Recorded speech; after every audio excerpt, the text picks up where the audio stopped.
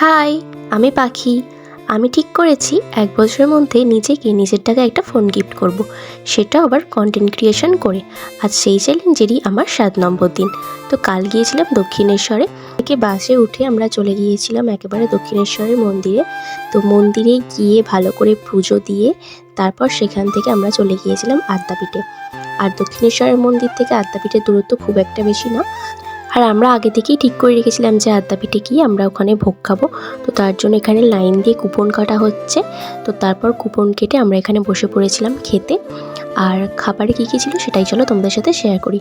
তো ফার্স্টেই আমাদেরকে এখানে দিয়ে গেল হচ্ছে পাতা, তারপর দিয়ে গেল জলের গ্লাস, আর তারপর দিল হচ্ছে বেগুনি, তারপর দিয়ে গেল আমাদের বাসন্তী পোলাও।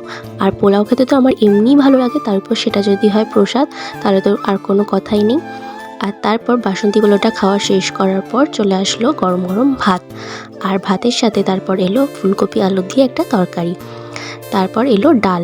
ভাত ডাল তরকারি দিয়ে খাওয়াটা শেষ করতে না করতেই তারপরে চলে আসলো খিচুড়ি, আর তার সাথে ছিল শাক।